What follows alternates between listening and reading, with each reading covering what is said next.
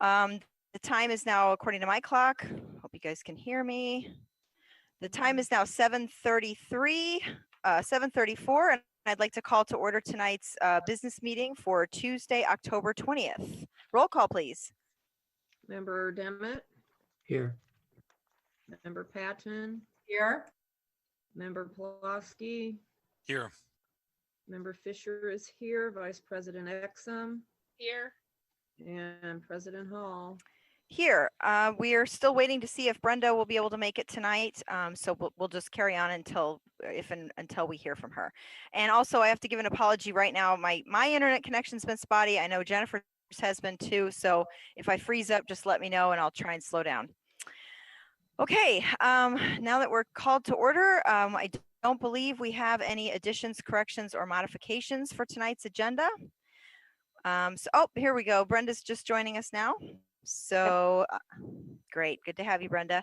I wanted to make a statement that tonight is the very last night that we're going to be spending time with Austin Pontius because he's moving on to greener pastures. So I just wanted to say thank you very much for the past couple of years you've been working with us, Austin. We will miss you.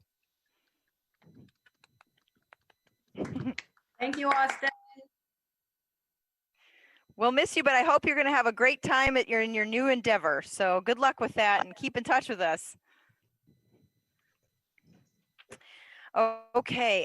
We have no call for executive session, like I said. Do I have an approval of tonight's agenda? Oh, sorry, Lori's. Citizen statement. Oh gosh, I passed right over that because yeah, that's right. And we only have one this evening. Maybe that's why I forgot. So this was emailed to us, and I have to say that it was actually sent to be read at the October 6th meeting, but we had some technical glitches, which is why it did not make it in. So my apologies to that. We were not deliberately not reading your letter. So here it is. This is from Cord and Katie Schroeder. To the Urbana District 116 School Board. Although I've lived in Urbana all of my life, my kids have been raised in Urbana, and I am a second-generation graduate of Urbana High School. We are new to the district this year. My kids have gone through private school, and we made the decision to start my oldest at Urbana High School for his freshman year. My daughter remains in private school, which puts our family in a unique situation since she's going to school full-time in person. Our main concern here should be the students. That's why we're all here. We have a duty and obligation to provide an education to the students in the Urbana School District, whether this is being done in person or remote. My concern is that under the current decision, we're failing our students. Remote learning is not effective for all students. Even those who are thriving are not getting the full curriculum they deserve, as noted by each of my son's teachers in our parent-teacher conferences last week or 2 weeks ago. Please do not misinterpret this as a criticism towards our teachers. They're doing the best they can, given the situation and resources they have. However, there is no way that they're able to provide the same amount of instruction when the school day is cut to 3 hours a day, which includes lunch. I understand that schoolwork and projects are assigned to be done outside the classroom. However, this drastically limits direct instruction time and therefore places additional responsibilities on untrained, unprepared parents. Even though we are supplementing my students' education with additional tutoring, I'm deeply concerned that my child will not be prepared for the next level. This is a student that's privileged enough to have access to additional tutoring. Think of how far behind those who do not have access to this additional instruction. Alternatively, my daughter's been attending school uneventfully in person, with safety precautions, of course, since August. As I watch her thrive in school, while I watch my son's expectations for his high school career plummet, I'm forced to research alternative options that will meet his needs. As I propose, an all-remote option does not fit the needs for all children. I also understand that an all-in-person option will not fit the needs of all children. All I ask is that you implement a hybrid option for those that feel that would be the best fit for their family, especially considering that Champaign and Urbana are the only public school districts that are not offering such an option in Champaign County. Thank you for your time and consideration. Signed, Cord and Katie Schroeder. Okay, thank you for reminding me of that citizen statement. So again, now we're going back to the approval of tonight's agenda. So do I have an approval? Moved. Second. Moved and seconded. Roll call, please. Member Carter? Yes. Member Demet? All right, yes. Member Patton, Yes. Member Pulaski, Yes. Member Fisher votes yes. Vice President Exum, Yes. President Hall. Yes, agenda is approved. I guess I should have said thank you and congratulations to Austin at the commendation recognitions portion, but since I don't use that very often on the agenda, I'm sorry I got myself discombobulated. Okay, moving on to section 8, policy review.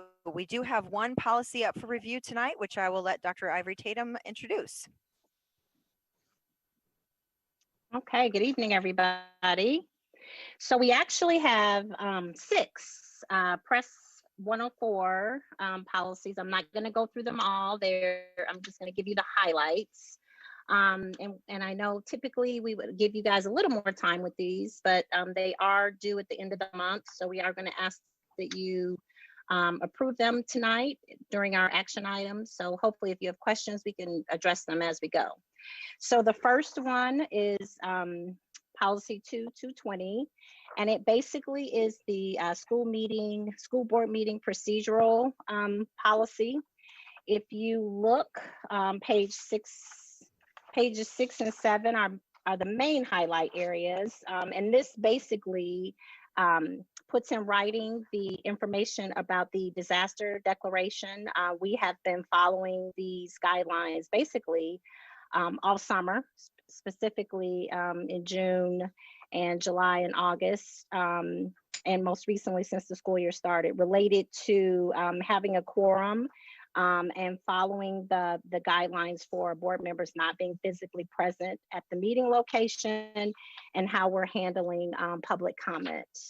The other secondary pieces of this policy also, because we are in the middle of a public health emergency, and if there were a time when the board president was not able to reside over the meeting, the duties of presiding over the meeting would fall to the vice president. In the event the board president and the vice president are both unable to be here, then the superintendent would serve as the designee to run the meetings. Those are basically the highlights for 220. It does seem really long, but again, I've been working with our board attorney, on how we're implementing public comment, and we've been following all the guidelines that are listed in this policy. Any questions about 2220? Okay, I'm going to keep going. The next one is 4180, and it is specific to the pandemic. And there are a couple of questions that we have to answer. We've looked at the pandemic policy before, but this asks some new questions that we've not addressed. So question 1, is your district an intermediate service center? And the answer for suburban Cook County, and the answer for that is, of course, no. We're nowhere near suburban Cook County. The second question is,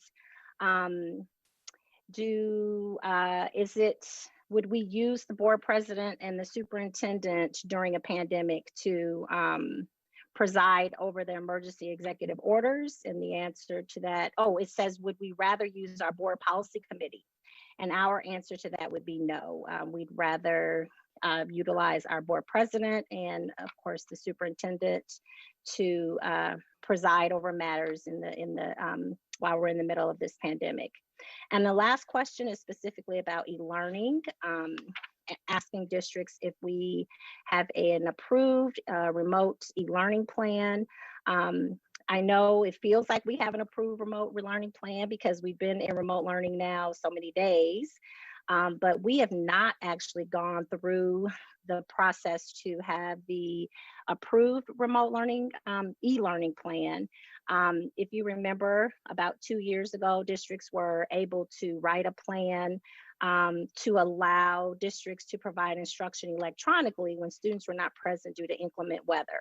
So we are going to go through the steps to write an e-learning plan officially. We have to submit the plan to the ROE. The ROE signs off on it, and then we bring it to the board and have it officially approved. So in the future, if we do have to suspend school for any reason, a gas leak or anything like that, that we would, or snow days, we would have an approved e-learning plan. The e-learning plans only allow you to provide instruction electronically for 4 days on your school calendar. So the answer to this question is no, but the additional explanation is that we are going to submit an e-learning plan at some point during the year and ask for board approval for that. Kim's going to work on that with her team. Next is 740, and this is a 5-year review. I've reviewed this with the attorneys and we're fine with all the language. This is basically the policy. We've talked about this before related to students that are homeschooled, students that are attending private or parochial placements, part-time attendance for students that are homeschooled who wish to participate in some of our extracurricular and co-curricular activities. So nothing really new or big to highlight here since it is a 5-year review. I should have asked, were there questions about the pandemic preparedness one? Okay, questions about the non-public 5-year review? Oh, Peggy has a question, yes. Sorry, a little slow there in the uptake.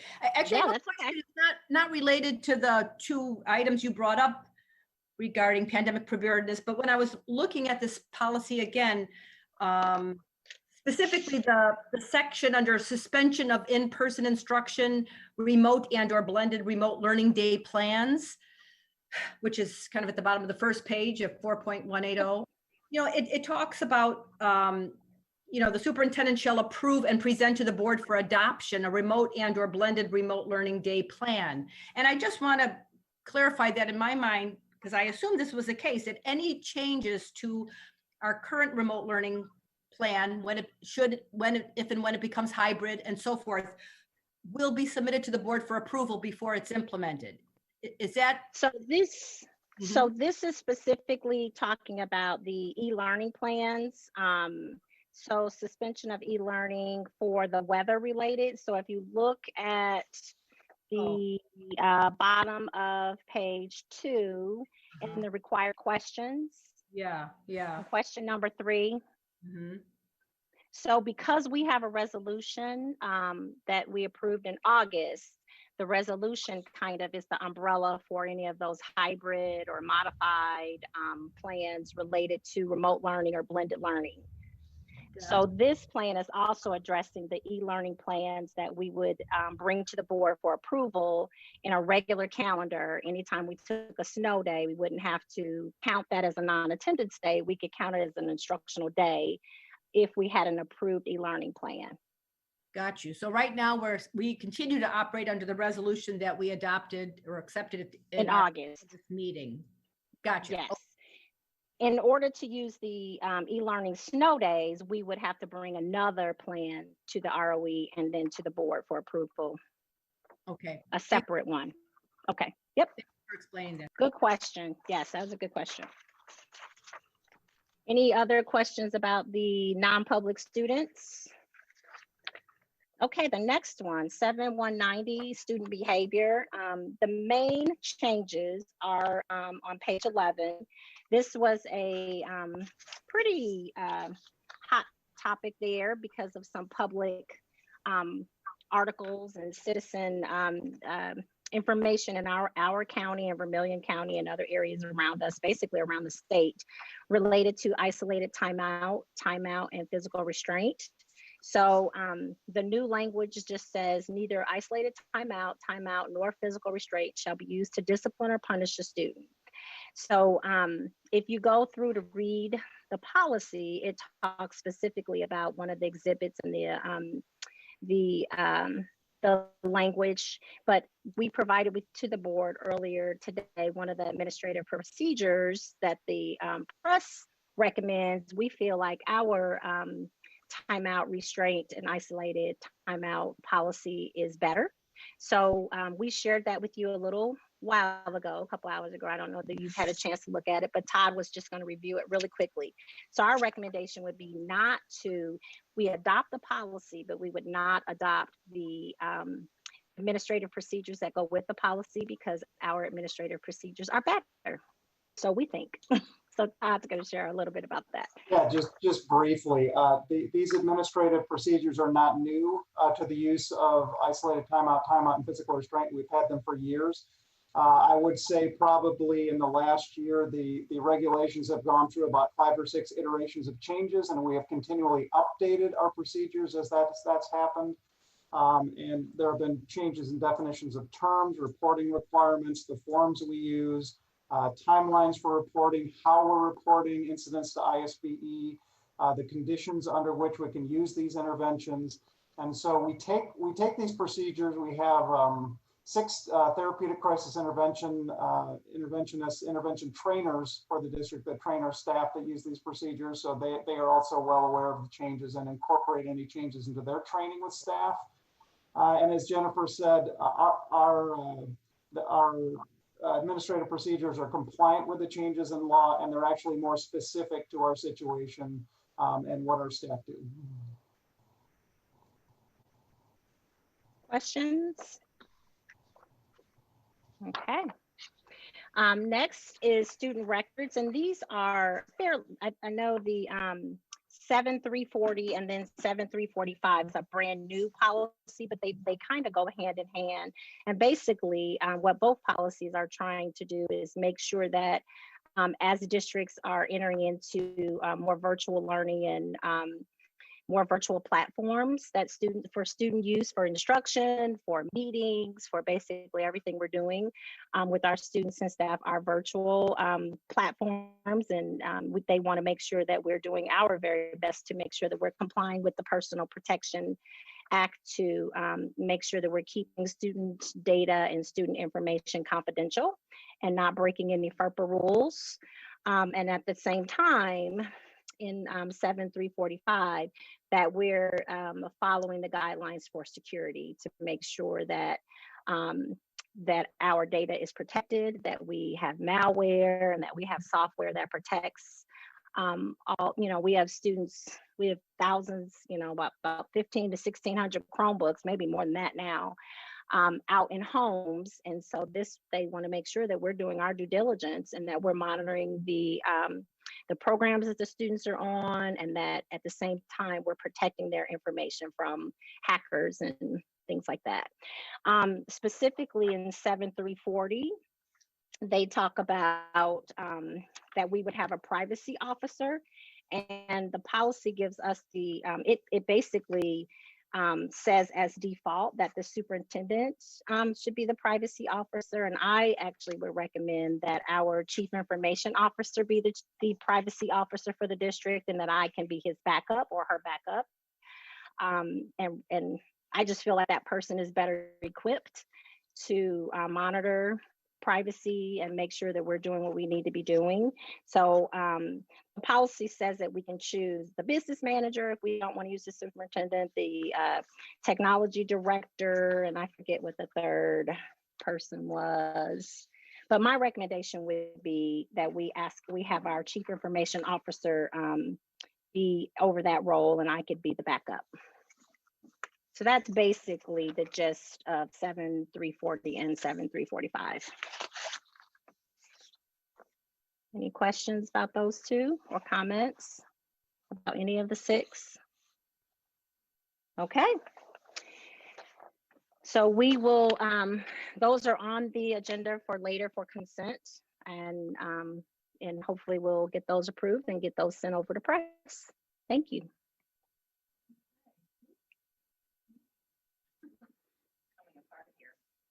Okay, so like Jennifer said, we'll, if you think of any other questions before we go to move to take a vote, please think them up now and we'll ask them before we finalize that. We have no further communications tonight, so we can move straight into administrative reports. Starting with 10.1, we have our annual auditor's report from BKD. So I think Heather Powell is standing by waiting to give her report. So welcome, Heather. Thank you. Let me see if I can get all this technology to work now. There we go. Hopefully you can see me. I'm going to attempt to share my screen. So maybe. Yes, you should be good to go. Okay, there we go. Everybody hopefully can see that, and hopefully everybody can hear me. All right, so I'm happy to be able to share with you the results of the fiscal year 20 audit. We have completed everything and issued a similar opinion to what we've issued in the past. If you kind of recall, There was a decision made many years ago to not adopt GASB 34, so the financial statements do have an adverse opinion, but that has not caused any issues with bonds or anything of that nature. So we continue to move forward with that. We have also issued the annual financial report, which is required by the state of Illinois and Illinois State Board of Education. Once that's approved here, then we will go ahead and submit that to ISB through their website tomorrow. And then finally, we also issued the adult education report, and that kind of is required, and the guidelines are set out by the Illinois Community College Board. So those are the main reports that we issue every year, and have issued those this year as well. There were no new accounting standards that were adopted this year. GASB kind of decided to give everyone a pass and delayed all new standards for 1 year due to COVID. So we didn't have any that we needed to adopt this year. So those are just a couple of high level things. And then I'm going to switch over to the slides here, assuming I can get them to work. And I do apologize. I know these are really small, but hopefully you had copies or have seen this before the meeting. So you're, hopefully you can see those okay. Oh, that's probably too big. Okay, so just a couple of things that I think I always remind everyone of, but I just want to kind of remind you again that these fund balance numbers, this is kind of a 5-year history by fund. These are on their accrual basis. So we do make adjustments. So they would be different than what Carol would present to you normally, which are on the cash basis. So just keep that in mind. The other thing to keep in mind is these do include the funds from the TIF that are kind of being held. We do disclose that 6.5, 7 million in the footnotes. Note 3 is where that is. If you wanted to see it, it's probably around page 17. We do disclose that, but those numbers are included here. I know sometimes she removes them for purposes of showing you those figures. So just kind of keep that in mind. But really kind of one of the, I guess, overarching themes this year is you continue to have a delay in the real estate taxes that you receive as compared to, I guess, years prior to fiscal year 19. So the last couple of years we've had this issue, and that has really resulted in the AFR kind of recognition score being at a 3.0, which is a warning status. And that's consistent this year with what it was last year. So that expense to revenue ratio is much higher at 1.05 for both of those years than it was in, say, 2018 when it was at 0.7. And you'll kind of see when I go through the next couple of slides, this one in particular, this one is the education fund expenditures. And this is just really a comparison of actual to budget. So as you can see, as it compares to budget, there wasn't any significant over expenditures in fiscal year 20. A lot of these were under budget, I think, due to the switch to remote learning. So not as many substitute teachers, some of the other support services that didn't need to be provided in a remote environment. So that was kind of, I think, the reason for some of those expenses that were under budget. This next slide is where it's really going to jump out at you. So this includes not only the ed fund, this includes all of the general funds and the special revenue funds. So basically everything but capital projects. But really that local sources line, that's where you can really see it jump out. And just to kind of also put it in perspective for everyone, the district only received about 30% of the fiscal year or of the 2019 levy in fiscal year 20. Just kind of to compare that to the last 2 years. In fiscal year 19, you received 23% of the levy. But in 2018, and really historically prior to that, you received 53% or around 50%. So that additional 20% that didn't get received and counted into this audit this year kind of really, does wreak some havoc there and show some of those differences. Just to put a dollar amount on it, 20% would have been probably additional 8 million there.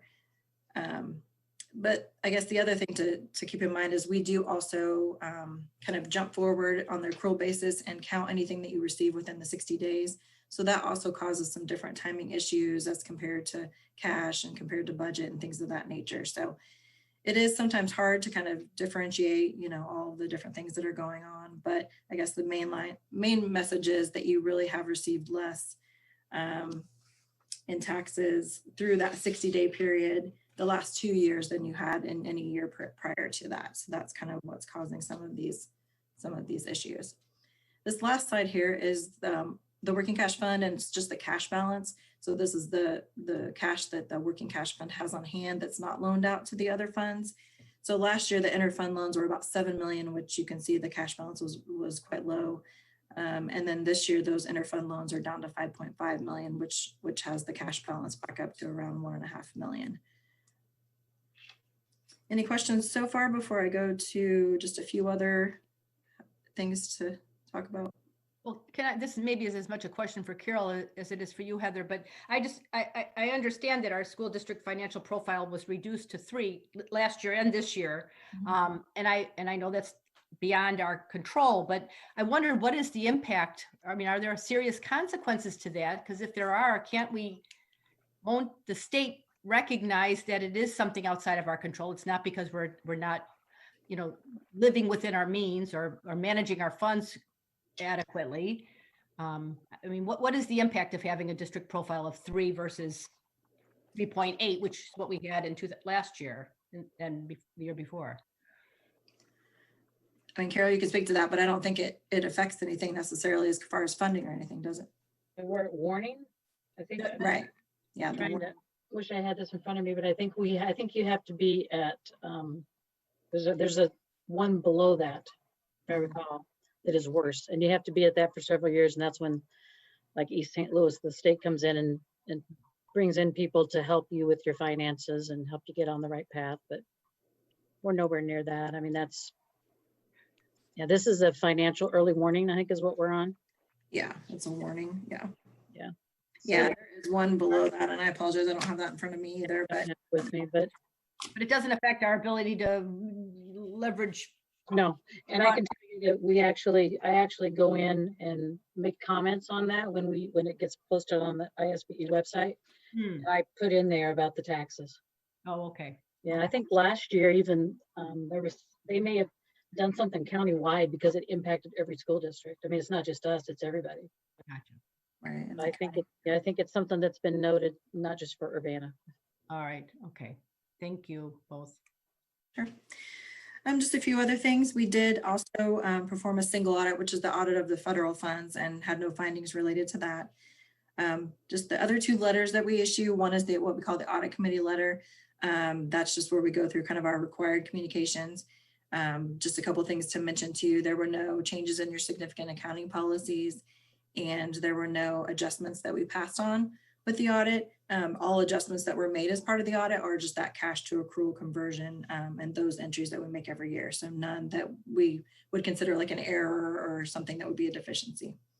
And then we do issue the management letter. No new deficiencies this year. We actually got rid of one, and nothing that would be considered a material weakness or a significant deficiency. Just one future accounting standard. So it was supposed to be effective this year and will be effective next year related to activity funds. And Carol had to budget that way this year, is those activity funds are likely going to be a part of the ed fund going forward instead of a separate fiduciary fund like they have been in the past. So that will be one change that you'll notice, and it'll probably look a little different next year in the audit. But that's it as far as significant accounting standards heading, or I guess in the future. So I really do appreciate everyone's help that helps out with the audit. We were able to come on site and it still went smoothly despite everything going on in the world today. So we appreciate that. And I'm happy to answer any other questions that anybody might have. Yes. Just so if we had been receiving the property tax taxes in a manner as we had been for all those years, our the bar graphs would look substantially different in your PowerPoint. Yes, it would have been, like I said, probably about another 8 million overall. I don't have the breakdown between fund right in front of me, but I think it would have been just that 20% difference would be about 8 million based on 8 million would nearly reverse what looks like a decline. If you just look at those bar charts, it would come pretty close to reversing it. Yes. Last year. How much was the ed fund, but yeah, it would have certainly made an impact in the numbers that were in the graphs for sure. All right, thank you. Anybody else? I guess Heather, I mean, you had mentioned in your management letter, you know, sort of 3 or 4 things under other matters. You said they weren't considered material weaknesses, but one of them was a recommendation to have a disaster recovery plan for a technology disaster recovery plan, you know, which just seems like a smart thing to do, you know, given how much we would rely on our computer hardware and software for everything we do. And I just wondered if it was something we're likely to implement, even though, I mean, it was a recommendation, not a. Yeah, it's not something new that we had this year. And I think there's probably different things in place. This is probably just more of a documented type of thing. For Carol, if you could correct me if I'm Yeah, wrong. I think it's just not in writing. We don't have Yeah. anything in writing. It was part of our strategic plan, actually, as we were starting that process a couple of years ago. We had that down as one of our goals. So that is still on our plates. I know that we were starting to look at companies that could help us do that prior to this past year. So I think once we get our new CIO in, what's that? I don't know the CIO, yep. I Chief was trying to think Information of the name for Officer. that, the information officer. Once we get that person hired, I think that's one of the things that's going to be on their plate, is to try to get that going. We do have, I can tell you, for the financial side, we have everything backed up on a cloud with IS Corp. So we are safe on our side as far as everything being skyward wise being backed up every night. So we do have some disaster recovery plans in place like that. So if and we something have happened, we could do payroll, we could do all kinds of things offsite. And we found out we have other systems. Well, go ahead, Jennifer. Go ahead, Carol. Go ahead. I was gonna say, we found out in March, when we were all forced to go remote for several months, that we were able to do that. So I think we've shown that we can still do things when we're not here. And we're actually exploring, as I don't know if you guys know this, but we use Barracuda as kind of our backup for email and for our server data for years and years and years. And just recently, our interim tech director, he's not officially a CIO, Jason and I were just recently talking about looking at other options. Barracuda's been around for a long time and it's kind of outdated, and there's some other like Google Vault, and there's some other things out there that we can explore that would do the same thing in a more updated way. So Carol's right. As soon as we get the new CIO in, that is at the top of our list, and it would be part of our technology plan, which is, you know, one of the first things that person will be tasked with, pulling together the technology committee again and getting that technology plan going. Thank you. Okay, anything else for me? Thanks, Heather. Okay, everybody have a good night. Thank you. Thanks, Heather. Thanks. Okay, next up, for our administrative reports, thank you again, Heather, for coming by, sitting through our meeting. If you guys think of anything else, so just email it to Dr. Ivory Tatum in the next couple days, but I think it all was pretty self-explanatory. 10.2 on the administrative reports, we have our second quarter update. Again, back to you, Jennifer. Yes, and I am going to, I thought it might be easier to put together some slides instead of just talking, and have some visuals for you guys to look at. So I shared those with you a couple hours ago. I'm going to share my screen here. Can everybody see that? Don't look at my messy desktop.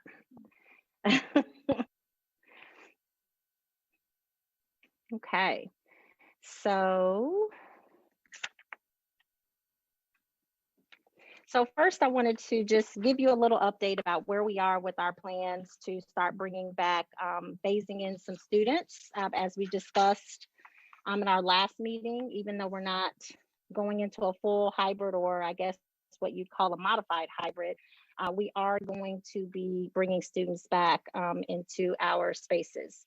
So I just wanted to remind everyone about our safety protocols. I know I can't say these enough, but you know, these are really important to us. Face masks must be worn by all in the school and on buses. A social distance of 6 feet will be observed in classrooms and labs. Students must self-certify daily. I'm going to talk a little bit more about that in the next slide. We'll be doing temp checks at the building, which is what we do now. Meals and food. This was something we've talked a lot about. Not having students eating in classrooms right now, but having their breakfast to go or their lunch to go meals taken in the large common areas. Right now we have the learning labs at the elementary level. We have those learning lab spaces set up in all the gyms, and we've also added an additional several tables at the back of the gym, so students who wanted breakfast when they come in for the learning labs can have the breakfast in those gym spaces.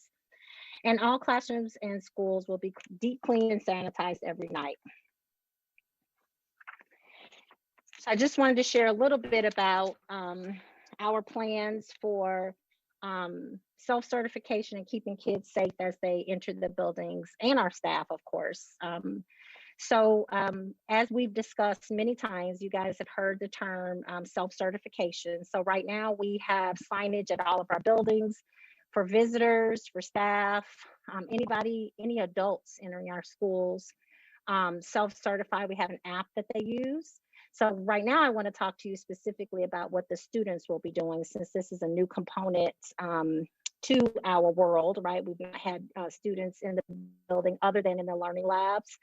And right now for the learning labs, for the last several weeks, students have received a temp check and they self-certify symptoms when they arrive at the building. But now that we're going to be bringing students in more regularly into actual classroom spaces and not in the big gyms, we're going to start implementing our self-certification and symptom screening procedures that parents will follow. So we have gotten out to all of the buildings a parent consent form that basically outlines the district's expectations for in-person learning. Things like, and the principals are contacting the families that they're inviting in and going through those expectations with parents. So it's things like, that I'm going to review the face covering policy and make sure my student understands that they need to keep their mask on. I'm going to be available if the school calls me and my student displays symptoms, that I can come and pick them up. That I'm going to make sure that I do a symptom screener in the morning before I put my student on the bus or before I send my student to school or drop my student off. So parents will initial the self-screener every day, and I brought an example for you. We have these lanyards that there's some questions on the front that parents will respond to.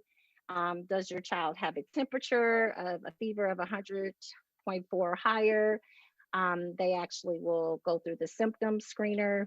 If they have fevers, chills, cough, you guys know the symptoms. And have they been told by a contact tracer that their child or anyone in the family has been in close contact with a positive person in the last 14 days? So the parents will kind of initial, we have a calendar. They initial this, the student wears it to school, and that is our way of communicating back and forth that the parent has answered those questions and is also self-certified that the student is symptom-free before they arrive at the building. Staff will check the self-certification form when students arrive, and we will do a secondary temperature check at the building. Again, this last bullet I think is really important, and as I've met with every principal at the elementary level specifically, I've made sure that they are reviewing this expectation with families. I think it's really important that parents know, and any parents watching tonight, we know you want your students back in person, and we're happy to be able to bring in some identified students for in-person learning. However, it's very, very important that if your student develops symptoms during the course of their time that they're in the building, that you're able to pick them up. If you're not able to do that, then we will recommend that your child stay in remote learning. That is really important, that the students are there for a 2.5-hour window. If someone has diarrhea or nausea or something like that, we need to be able to call home, and we need to know that somebody will be able to come and get that child as soon as possible.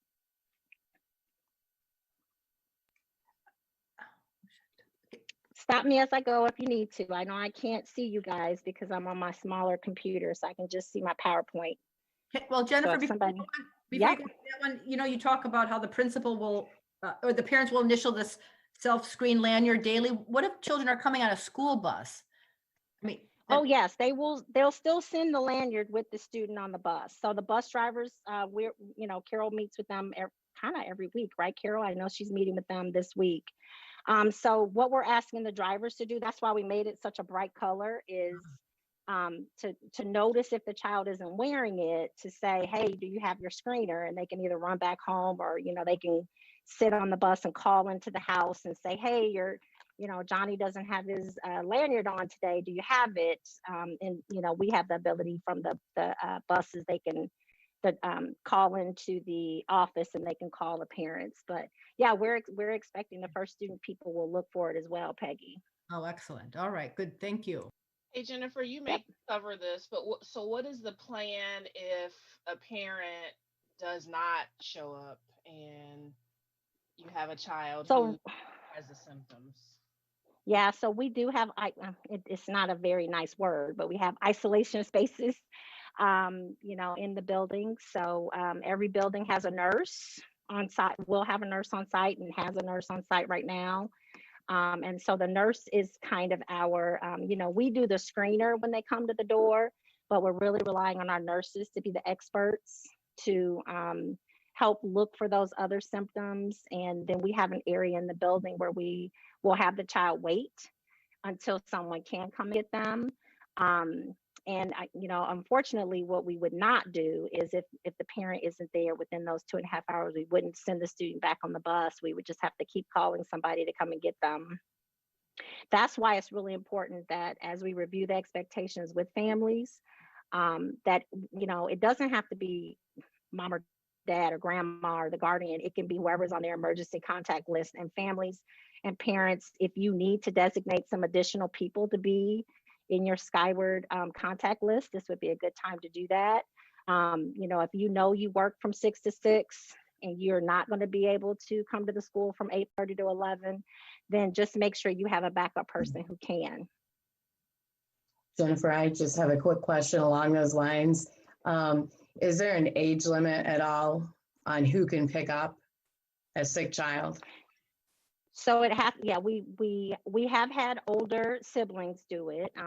We like them to be 18 or older, but we have had high school students who will come and pick up a kid.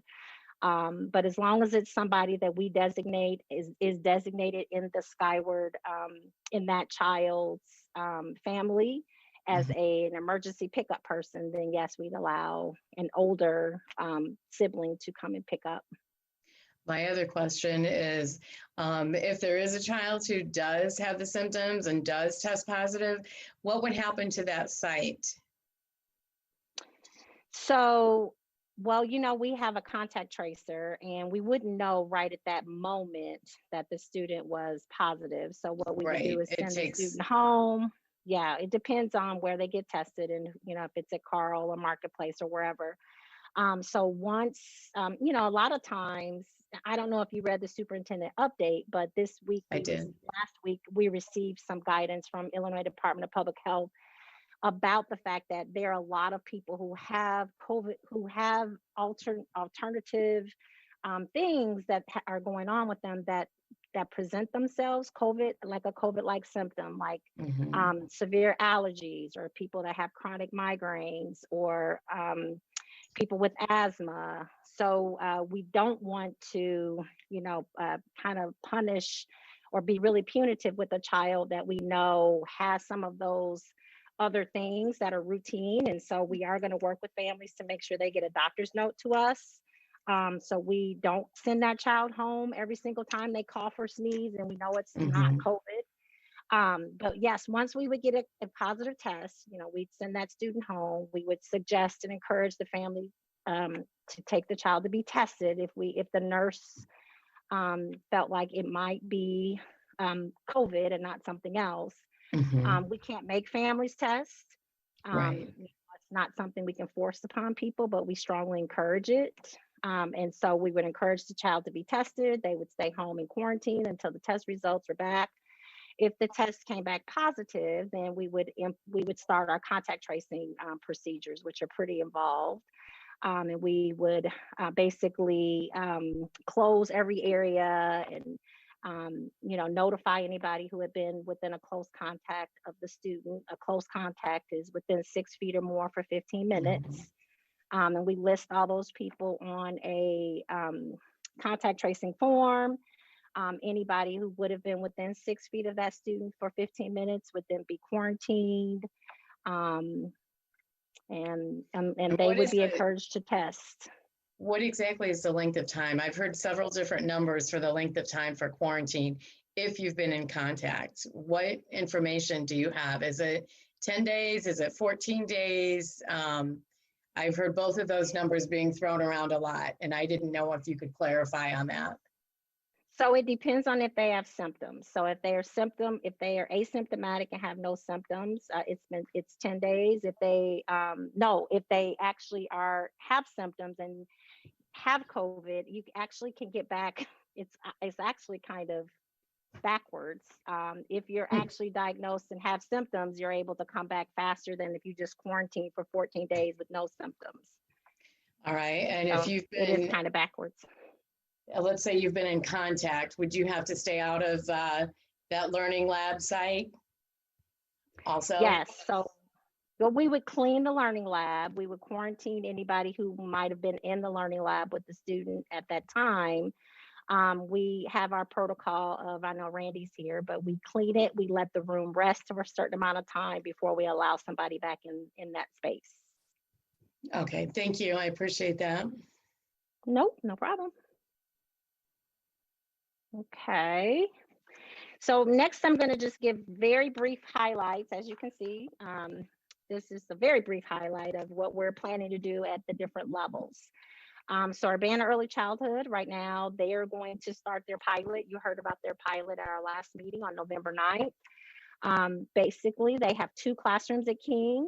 2 teachers are willing to come in and work at King. There are 2 teachers coming in at Urbana Early Childhood. And the plan is to have about 7 to 8 students per classroom. And they are working on the identification, having the conversations one-on-one with the families that they're recommending that come back early childhood.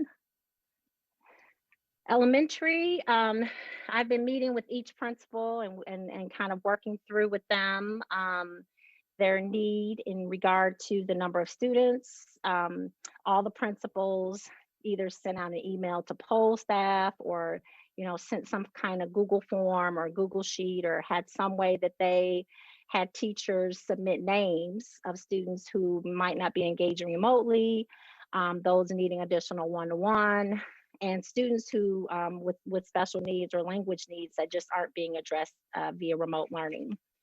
So principals have been collecting names from staff. We've been looking at attendance data to do that. We've been looking at synchronous, asynchronous attendance, all of those things that we've already been talking about. The principals have polled the teachers to assess who's available to work in person. Teaching assistants have also been polled, and we're trying to do our very best to make sure that we have necessary supports, especially for our students with IEPs that we might be bringing back into the building. And we're basically utilizing every adult that we can at this point. ASCCP coordinators have been basically running our learning labs. They've been phenomenal. The ASCCP staff, other workers have also been there. We've been using lunchroom supervisors in the learning labs and our floating long-term sub floaters. And we've actually now reached out to a few additional substitutes to see if we can have some other subs able to come in and work in person. So we have teacher names, we have student names. This week we're making those one-on-one contacts with families, hoping to start bringing students into the K-1-2 spaces and adding additional students to the learning lab starting next week on October 26th. So for King, Wiley, Leal, Dr. Williams, the plan is to increase participation in the learning lab spaces. All of these schools have been having students come to the learning labs. But they've been smaller in number. I'd say, less 10 or less. So we're really trying to, despite the number of phone calls we've made and a lot of recruitment, a lot of reaching out to students in those grades, we just haven't had families bringing those students in. So we're making a more determined push now at this point to get more students into those spaces.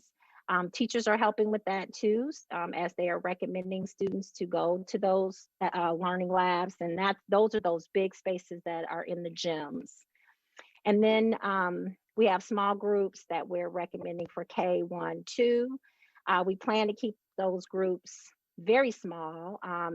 Right now, we have a couple of buildings, like King wants to start. King and Dr. Williams are going to start with their second graders. And King has 17 second graders. Dr. Williams has about 13 that they've identified. And then we would take those 17 students and spread them out into multiple small group spaces.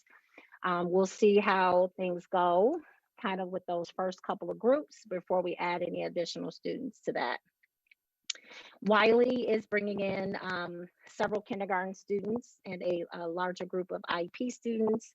And Leal is bringing in a small group of first graders, second graders, and a very small number of kindergarten students. Thomas Paine and Yankee Ridge, as you know, have our cross-categorical and our ED programs. So we've been working closely with the principals at both of those buildings and the admin there to make sure that we have adults available for those programs. So we want those students back. We heard a very passionate letter from one of our parents from Thomas Paine last week or week before last, read during public comment. So we know how important it is to have some of those students back in person, and we're doing our very, very best to get them back. So those that attendance is going to be very dependent on staffing.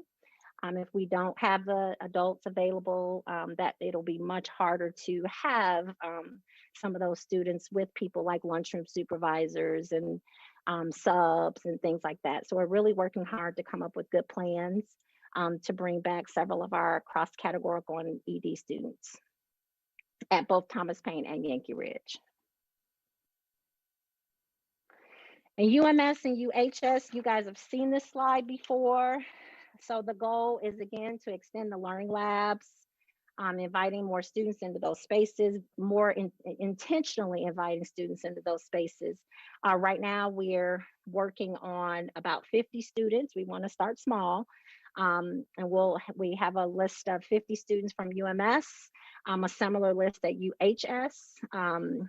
And they're making phone calls and reaching out to families and trying to set up transportation, making sure that they have adults able to supervise the lab spaces. Dr. Weemelt and I believe Mr. Corson at the high school, they're sending out a volunteer sign-up sheet to make sure that we have certified staff in those spaces as well. At the high school, we're paying specific attention to some of our ninth graders, particularly our ninth graders that are struggling in Comp 9. It's an advanced comp, well, not an advanced, it's the beginning level English composition class for ninth graders and Algebra 1. So we have several students in those two freshman level classes that definitely need some more intentional one-on-one and just need some more support.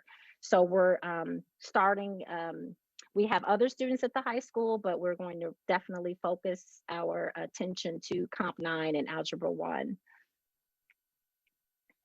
And again, we have some of our bilingual language supports will be available, as well as some of our support team teachers who will be available to work with some of the students with their individualized remote learning plans. Oh, and before we go on, Kim, I know, wanted to share just an update. We got a question from Peggy, and maybe, I don't know if Kim got questions from other board members about the average daily enrollment and the average daily attendance. So Kim, I'm gonna let her give a little update on that. Peggy, I know specifically to your question, but there may have been other board members that had a question as well. on the monthly enrollment report that you guys received as part of your packet. Originally, when we sent out our data for our average daily attendance, there was an error on Urbana Middle School. And the reason for that was in the Skyward data system, we were not accounting for the asynchronous time in the system. So originally that number was significantly low. So you'll see the average daily attendance for UMS is now at 751. And you'll see a little bit of an elevation in the attendance percentage as well. It's up to 90%. Dr. Wiemelt has notified families that when they look in the schedule, they will now see asynchronous time. Nothing is changing. We just had to note that on the student schedules just to account for those extra minutes that was missing from the Skyward data management system. And so now the average daily attendance and average daily enrollment is correctly displayed. So Peggy, I think that probably speaks to your question. Did anyone else have any questions about that when they saw the enrollment information in our packet? Okay. And so next, oh, go ahead. Sorry. Just before we get onto the dashboard, maybe this is too complicated to answer easily, but as we're deliberately bringing in more students, both at the elementary, middle, and high school level, are we talking about daily? They now have the option to come each day for half days, or is it staggered schedules at the, or what? So it is just for their synchronous learning times, Peggy. So for elementary, it would be 8:30 to 11. For high school, it's 10:30 to 1, and middle school 1 to 3:30. However, we are allowing some students who need to work maybe with a direct service provider, or need, maybe it's an OT or a PT or something like that, or a social worker. We are going to allow them to come for some time prior or after their synchronous learning blocks. So not all students would come for a half day, but there will be some who will get some of their more specialized related services. Like we might have some middle schoolers who, instead of arriving at 1 for their synchronous time, might come at 11 or 11:30 and get some more specialized support.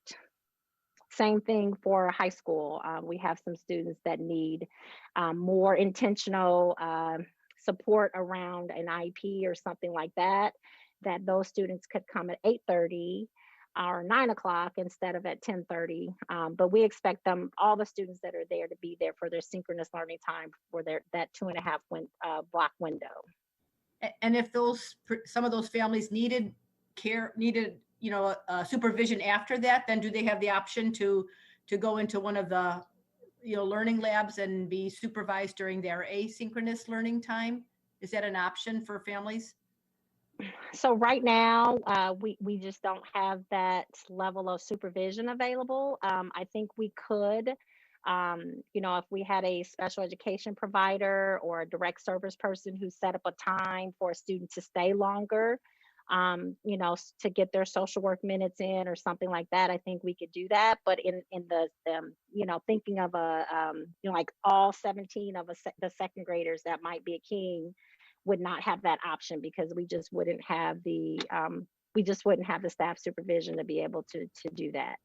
So maybe just on a case-by-case basis. Yes. Yep. And I think that is kind of how we're inviting students in, is, knowing those students that are just not, there's some students that the teletherapy seems to really be working for them. But then there are several who it just isn't. And so, for the staff who are willing to come in and provide their OT or PT or social work or whatever, is bed resource, whatever that might be, or an ESL or a bilingual language teacher to work with those students, either prior to their synchronous learning time or after that, it would be case by case. We just don't have the ability to have those large numbers stay all day. Thank you, Jennifer. Yep. I have a question regarding the enrollment report. When we heard and for Kim, but when we heard the enrollment report, we had more than an acceptable number of students that were, I call them missing in action, just weren't engaging at all. Are through this this option, are we beginning to close that gap where we're finally getting contact with students that have been basically out of school? And are we being able to address their needs and getting them closer to being back in school? Yeah, we're gradually closing that gap. When I presented from one time to another, for example, we had about 130, over 130 students that were classified as that O code, that unknown. And then we were able to make contacts and reach out further to determine if students had a change of status, if they were homeschooled or private school or moved to another location. And so we were able to get that number down to where we are at a typical year. It was in the 90s. But we're continuing to work on that and reach out to our families. But it was better than, and compared to where we were in a typical year. But sometimes our families leave the district, and if they don't enroll somewhere right away, then it's very difficult to track where they are at that point. So we're hoping that this option will help to further reduce that number and get a higher percentage of our students engaged. It will, and definitely for our students that are truant and are registered and but for whatever reason are not engaging, if they're not connecting during that virtual time, or in addition not completing the asynchronous work or risk academically, we'll be reaching out to families. Yeah, I'm very concerned that we don't backslide on the improvements that we've made in being able to have something that addresses our diverse needs, especially amongst the pre-K to grade 5. So if I hope we're getting more of those kids engaged and motivated to learn. Yes, we're going to try really hard, John. I think, again, it's going to be staff, if we can get enough people in to work with those students and provide that additional one-on-one or just keeping them focused. I think for some of the elementary students, just having a space where they can come and there's an adult there to help them log in, to help them stay focused, to help them actually, engaging with the work that the teacher's providing synchronously through the computer.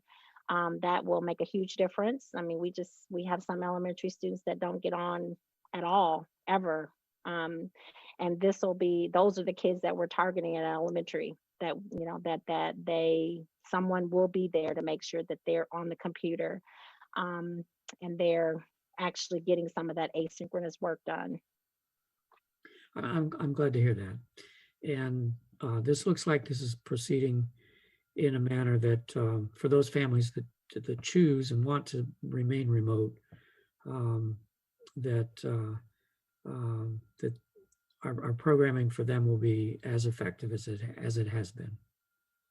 Yes, and again, too, I know there's some parents listening to this who are, that I've heard from, who really, really want their students back in school in person. And, right now we were just not able to bring in those large numbers. And, I know it might be disappointing to hear that your child may not be one that we've had to invite in, but just know that eventually that we hope, we can get all those students in whose parents are really wanting their students to get more. So, reach out to your principals, email me and let us know. The people that we know that this is not working for, we're really trying our best in small groups, again, because, we have some limitations, but yeah, we want to get in the people that we know who need us the most.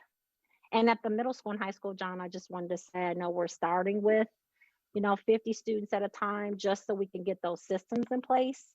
But we don't want to just, only have the 50. Our goal was to really focus on that, about 10% from each building, so we hope if numbers allow and we're able to keep positive transmissions from happening and everybody follows the safety protocols and does all the things that they're supposed to do when they're in person with social distancing and things like that, we're hoping we can work up, we can bring in 50 and then we can bring in another 50 and hopefully meet more need at the secondary level as well.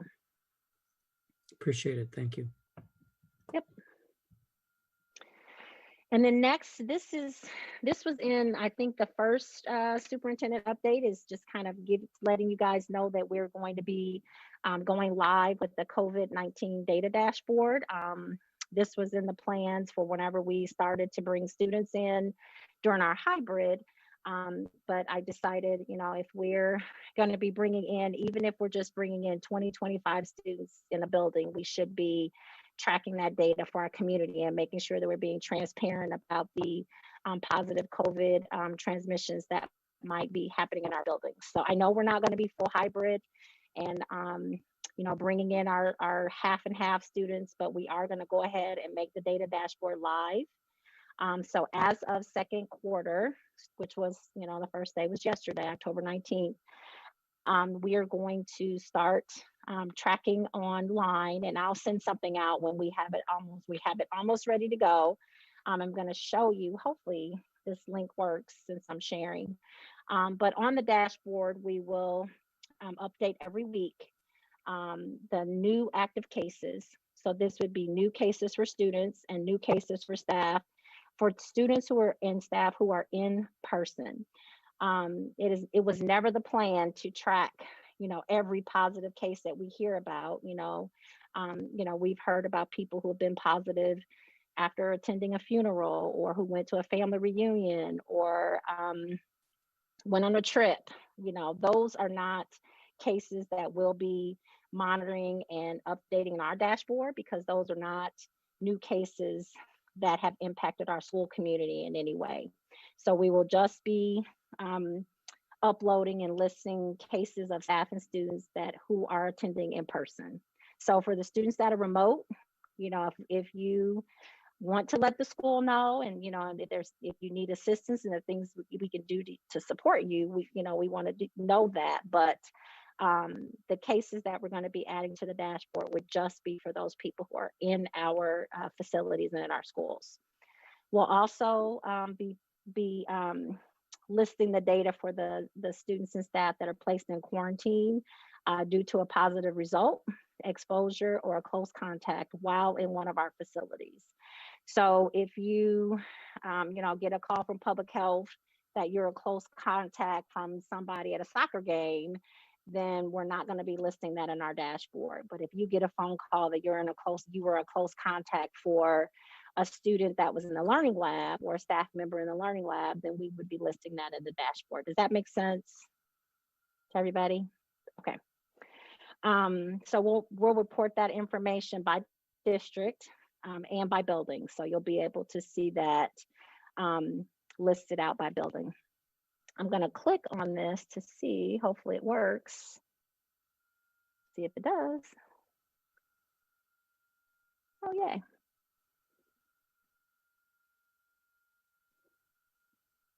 So this is when you're on our website and you go to the dashboard, you would see a graph that looks like this. So it would show for week to week the number of active student cases, students in quarantine, active staff cases, and staff in quarantine.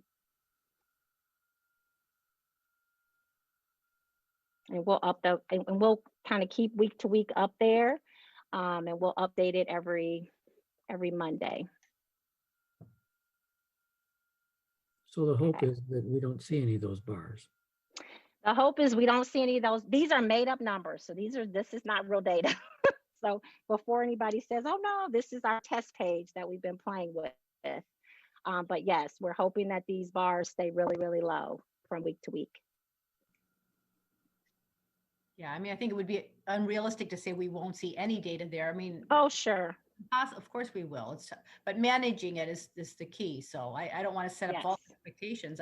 To me, if I see numbers on those bars, is not a sign to me that we have failed. If it goes out of control, that is, but seeing Right. cases erupt is not, to me, not a sign that we have, we have failed in our attempts. It's Right. how we manage it.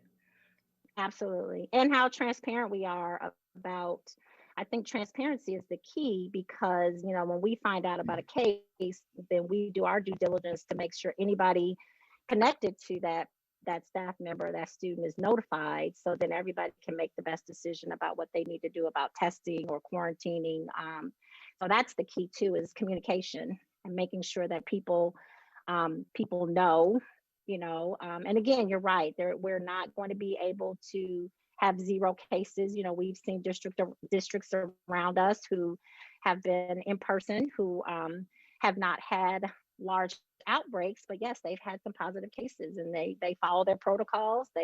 We will do the same. We have our quarantine scenarios that we will have been approved by the public health department, and when we need to quarantine a student or a couple of students or a whole class, then that's what we'll do in order to keep everybody safe. And again, we'll make sure that we communicate. Angie has done a phenomenal job because she's kind of our contact tracer of, she makes all those phone calls, and we have a letter that we send out to staff. We have a letter that we would send to students that, of course, we've worked really hard with our attorneys to make sure that all the letters that we send out, all the communication that goes out is not infringing on anybody's confidentiality, or, we don't share names.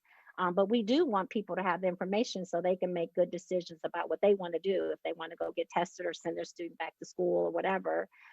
But if they don't know, then, you just can't make those decisions as a family. But yeah, Angie's done a great job of talking to people and keeping track of all that data. And we do anticipate, Peggy, just as you said, the more people that are coming in, we have more and more people coming into the building, staff as well, that again, we're not going to be able to hide from COVID, but we're going to do our very best to contain it and manage it so we don't have outbreaks. So further questioning along the safety lines. The population's being encouraged to get flu shots so that there's no miscommunication about flu versus COVID. Will we be at least encouraging? We've done that. We've sent out, public health has sent a couple flyers that we've shared via, we've sent out through Skylert. We have something on the website. We put things on social media where we've really tried to message how important it is to get that flu shot. Yes. And will it be emphasized for those that will be on site? That's where I'm getting to. Oh, I guess we can ask and we can encourage, but of course we can't, we can't. But just an emphasis. Yes. Yep. And the same for, I know you started out right at the very beginning that safety precautions would be in place, mask wearing and so forth and so on. And so I'm assuming that part of that parental okay, I think you said it, and hopefully I heard it correctly, that the parents will sign a document that indicates that they will support their child enforcing of mask wearing by their child. Absolutely. Okay. Yep. Yes.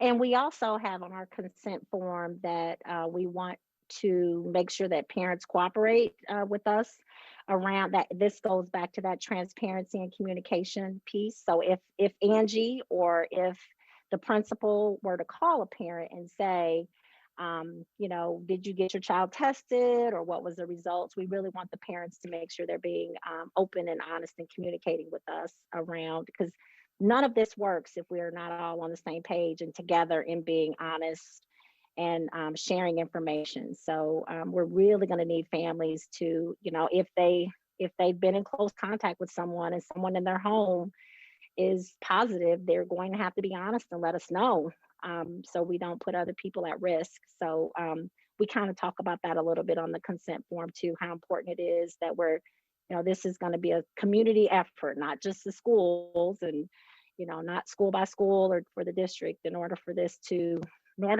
be able to do this safely, we all have to do, we have to be better together, and we have to communicate and and be honest and truthful about what really is happening. And again, we're not in those homes in the morning when kids are getting ready. And if a kid is up and they feel warm, we don't want parents giving them fever reducing medication. You know, if your kid wakes up and says, and you think they're a little warm, then keep them home. Don't give them Tylenol to mask it, and then, you know, and send them to us, because then that puts everybody at risk. So. I was just going to say, I really appreciate the website. I know a lot of work went into that, but I also really appreciate how you said that we all have to be in this together, because we're looking out not only for the children, but parents, staff, everybody in our whole community. So I think that's a very important key, just to be transparent and open with each other, and sharing that information specifically related to the schools, I believe is very important. So thank you and your team. Mm-hmm. Any other questions? Okay. So again, when that is officially live, I'll send another update out this week, letting people know, and we'll put all the links in so people can every week hopefully bookmark that on your computer, and you can go and check that out week to week. And hopefully, again, those numbers stay low and stay manageable, where we can, you know, stay in front of this and try to get some students in to provide that very necessary support that they need in person. Thank you, Jennifer. Yes, thank you very much. That all the work everybody put in for this. I mean, it seems like you can't be ready enough, and then things change when you think you are. So I know things will probably have changed even in 2 weeks' time, but you guys have done the best you could to cover all the bases. I'm really hopeful. Me too. Thank you again. I guess that wraps up our administrative reports for tonight. So now we'll be moving on to action items, which are all consent. I don't think we have a breakdown, do we? Yeah, we have some individuals. All Excuse consent. me. Okay, 11.1, we have the minutes for the September 15th and October 6th business meeting and study sessions. Do we have to vote individually on every single part of this one too as well? No, That this one is Okay, consent. good. Yep. So the minutes, and then we have the bills and checks, and which is 11.2. Starting off with education fund bills in the amount of $591,000. Operations and maintenance fund bills in the amount of $243,000. Transportation fund bills in the amount of $20,000. Working cash bonds, $151,000. School facility occupational tax, $21,000. Tort is $82,000. Life safety levy, $1,700. Or sorry, $1,600. Payroll in the amount of 4.1 million, and the Urbana adult ed is 0. Let me see. Interfund loans, there are none. 11.4, personnel items. We need approval of a standard list of various personnel items. Then we have 11.5, approval of hazardous areas for transportation, which is what we review every year, I believe, even though now it's not, well, maybe it will be more important with the kids, some of them coming back to school, but the declaration of hazardous areas in order to continue to receive transportation funding from the state, we identify those. 11.6 is the resolution authorizing and directing the sale or disposal of personal property in accordance with Illinois School Code 105. Which is the King and Wiley Elementary Library books, weeding logs with very large list of the usual standard practice. And 11.7 is the Press Plus 104 policies that we talked about earlier. So before I ask for a motion on that, well, we'll put a motion on the floor first off to see if we have approval for all of these various items. I move the consent agenda. Seconded. Moved and seconded, and before we take a vote, has anybody thought of any last minute questions they had about the press policies that Jennifer outlined for us earlier? Okay, seeing none, then I'd like a roll call, please, Ruth Ann. Member Carter, Yes. Member Demmett, Yes. Member Patton, Yes. Member Pulaski, Yes. Member Fisher votes yes. Vice President Exum Yes. and President Hall. Yes, motions carry. Next up, 12.0 action items these are individual action items. We'll start off with gifts, and I think that's all we've got is just the gifts for tonight to approve. And please, my apologies in advance if I mispronounce anybody's names. Starting with the United Way of Champaign County, who donated $4,003 to the Urbana Early Childhood School to purchase diapers, formula wipes, and other toiletries, etc. The following donated a total of $460 to be put toward the purchase of color guard uniforms for the 2020-2021 season, which I'm assuming is for UHS. That's at Ball Construction LLC, Todd Peters, Tara Olson, and David and Chelsea Gerstenecker. Then we have from Jerry Carden of Urbana, the donation of a Yamaha trombone, a Conn trombone bell, both valued at $500 to the Urbana Middle School. The CU Church donated $6,000 to the district for the purchase of Chromebooks. From the Sunrise Charitable Foundation, we have a donation of $300 to Yankee Ridge Elementary in respect to Kelsey Outlaw, who's a literary interventionist there, to purchase books for the students. The Greater Champaign County Ambucks group donated and installed 2 multi-tiered planter boxes for the sensory garden at Urbana Early Childhood School. The Kiwanis Club of Champaign-Urbana donated $800 to the Urbana Early Childhood School to purchase books for students. And Tatiana Ammons donated 50 backpacks valued at $600 also for the Urbana Early Childhood School. So I need a motion to approve these gifts and to send out thank you notes. So moved. We have a motion, moved and seconded. John seconded that. We have a roll call, please, Ruth Ann. Member Carter, Yes. Member Demmett, Yes. Member Patton, Yes. Member Pulaski. Yes. Fisher votes yes. Vice President Exum Yes. and President Hall. Yes, motion passes and thank you notes will be sent out. Thank you to everyone who made such generous donations. Okay, and this is stapled, but I think 13.0 is a call for future special or executive meetings, which I do not believe we have any before our next regular scheduled meeting. So lastly, not lastly, but 14.0 is our superintendent's report. So back to you again, Jennifer. Okay, I'm gonna share my screen here. Oop, I thought I was gonna show, oh, here it is.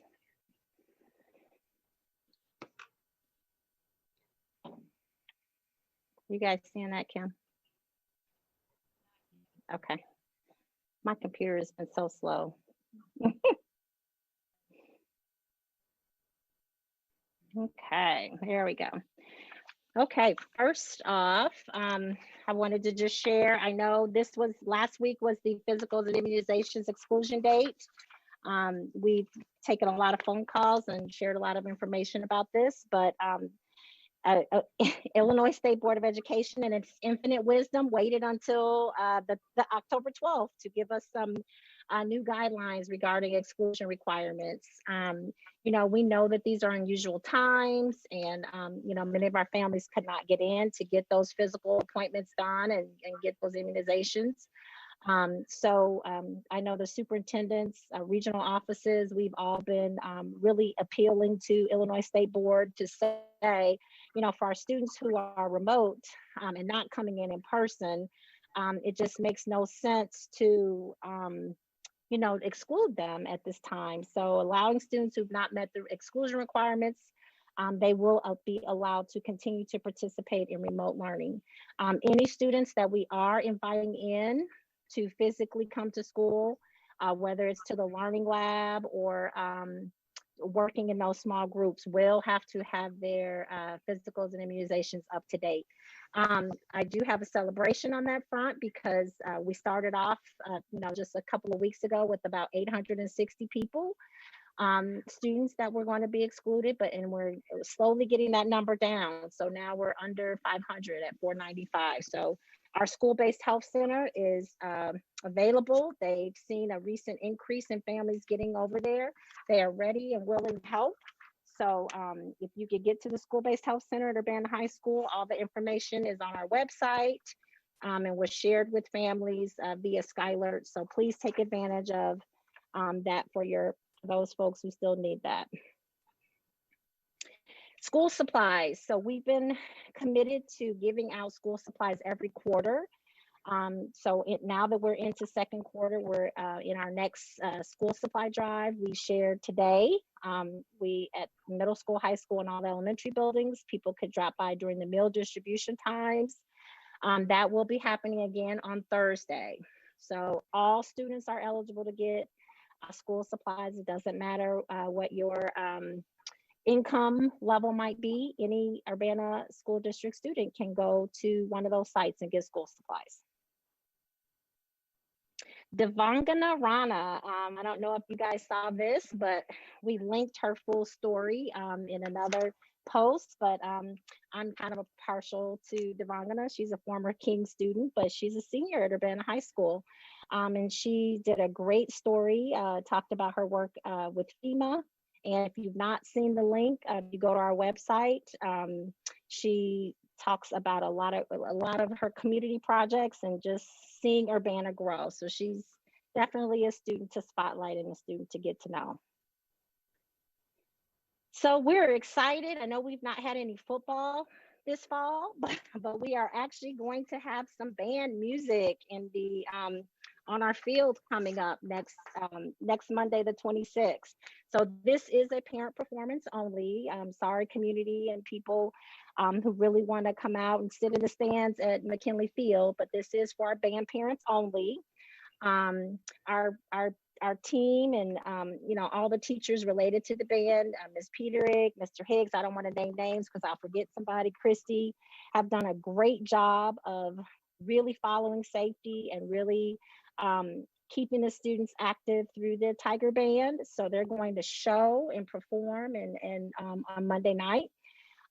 Please check the sign-up links. We are making sure that we're following those guidelines of not having more people in attendance than we're allowed to have. So you have to sign up to attend. We're going to have hand sanitizing stations out there and making sure that we're doing everything we can to socially distance, but we are going to let those students come out and perform. So we're really looking forward to that on Monday. Will that be filmed so that it can be put on our website so we Yes, we will do that, John. Please, thank you. Yes. So last month we met our SRO, Miss Michelle Robinson, and just last week Chad, who is a man of few words but mighty words, who has a lot of experience in education. He was a former teacher. So we also spotlighted Chad. He's our Urbana High School SRO. So if you have not had a chance to check out that story, please go to our website. And Chad was a little nervous about it, but he did a great job. I did also want to take this time. I talked to Ann about, I am still in communication with the city around some brainstorming ideas around how we might be able to work together. Now that the decision to remain remote has been officially decided for the rest of the second quarter, I'm going to continue to work with Mayor Marlin and the city staff on ideas on how the city, they are a partner in this. We want to work together to make sure we find financial relief during this continued time of remote learning. So I'm going to continue to work with them. I'm hoping to have a more concrete update at one of our future November meetings about that.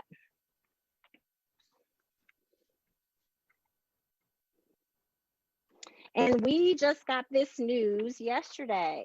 So Urbana Early Childhood has just been designated as a Gold Circle of Excellent recipient for their specifically being recognized for their efforts in including children with special needs. The last cycle of approvals, they were actually silver. So they've increased from a silver rating to a Gold Circle rating. I know one thing that they shared with us when they were at a regional roundtable that one of the consultants shared with the principal, Ms. Ladd, that they are a model for inclusion in Central Illinois, and that they hope that more programs could learn from the great things that are happening at Urbana Early Childhood School. So we just wanted to give them a shout out and say thanks for all their hard work. We know those audits and visits are a lot of work, and the staff there go above and beyond to highlight their school and do really good things for kids. And last but not least, November 3rd is Election Day. So we've been encouraging people to get out and vote. I do need to have a little conversation with the board. I know this is usually when I'm presenting, but I do need to get a little feedback from you guys. As you know, November 3rd, for the first time, has been designated as a holiday. So we will not have remote learning for our students, and we won't have school that day. However, what we did not realize was that it is a non-student attendance day, so it's a holiday. So none of us will be here, but we have a board meeting that night. So we didn't, when we approved the school calendar, we didn't look ahead at the board calendar and recognize that that is not a work day. So I wanted to talk to you guys and get your opinion here around what the board would like to do. We could move the November 3rd meeting to November 10th, and then we would have 2 meetings back to back, because again, our next meeting is that very next week on November 17th. We can't move it back any further because the next week then would be Thanksgiving. I know most of us are probably not doing very much traveling, but for those of you who might be traveling, we don't want to have a meeting on the 24th, that Tuesday evening. So I know at the November 3rd meeting, I'd hope to share with you more information about our hybrid plans. I don't know that I'll have anything final. That was pretty optimistic of me, but I will definitely be in conversations. So, it might be good to give me another week or two to meet with the teams and continue to talk about what we might be doing in January. And I was also going to share the school report card, which goes live on October 30th. We kind of share those designations and talk to you a little bit about that. But that also could wait until the following week. So at this point, I guess I would love to hear thoughts from the board about we could always cancel and just have the one meeting in November too. But so I think the first option on the table would be to move the November 3rd meeting to November 10th. I would be in favor. I could do that. In favor. Mhm. Okay. I'm okay with that. Okay. So Peggy, John, Tori's okay with that? I'm okay with that. Yeah, Okay. that's my preferred option. Paul, thumb up. Ruth Yeah, Ann? if that's the way it's got to be. Yeah. Okay. Well, Okay. I mean, if that's the way it's got to be, it's got to be. It's nothing more, but just something we've got to have on our radar for the future. And Yes. Yep. So yes, we didn't choose for it to be a holiday. So normally we're kind of used to having board meetings on election day. yeah. That's been something we've done in the past. We've, had a board meeting election night, but because it's a school holiday, none of us will be here that day either. So, okay, so we will adjust the schedule. And if you guys could adjust your calendars, we'll have the study session on November 10th, and our business meeting will stay on November 17th. Okay. So, okay. Thanks everybody for that. Lori, I'll have Lori send that out as well, just to have it in writing for you. So next we have several FOIAs, so I'll try to read these pretty quickly. All of these have been received and fulfilled. Gonzalo Reyes, copy of each page of the document that was filed to change the manner of election of the Board of Education. Brian Dolinar, Public Eye, any email exchange between Ed Bland, Champaign County Housing Authority, and Jennifer Ivory Tatum from October 1st, 2016 to January 1st, 2017. Dylan Tiger, CU Citizen Access, school shooting survey data collected from students and staff before and after the drills, up to date for the latest school year by the school's names. Any school shooting drill opt-out data under the same conditions. Blank blank any and all records, including investigative records pertaining to the investigation of Dawn Matson of an incident that occurred in her classroom January through June 2019. I'm requesting the victim's parent statement. Todd Feathers, copies of all contracts between the school district and Behavior Flip, all user manuals, guidebooks, other training material, including videos, webinars, slideshow presentations, etc. Provided to the district by Behavior Flip. Copies of all solicitations, brochures, demo videos, or other promotional material sent by Behavior Flip to the district. Blank blank, how many complaints regarding some form of inappropriate touching resulting in injury against a student were reported against former employee Dawn Matson between 2017 and 2020. How many of these complaints were founded versus not founded? Amina Paine, details and frequency of arrests at UHS and UHS for 18-19 school year and the 19-20 school year by race, gender, and arrest reason, for example, disorderly conduct. And lastly, Amina Paine, all identified disciplinary data, including suspension data for the current school year by race, gender, and reason, for example, disorderly conduct. That's the end of the FOIAs. And that's the, and okay, done with your superintendent's report. I'm Thank done. you very much. You know what, in thinking about changing the dates, if you said that, you know, you wouldn't have the data together for the in-person learning, and then you said earlier that November 9th was going to be the day that, was it early childhood starts with their hybrid? Oh, yeah.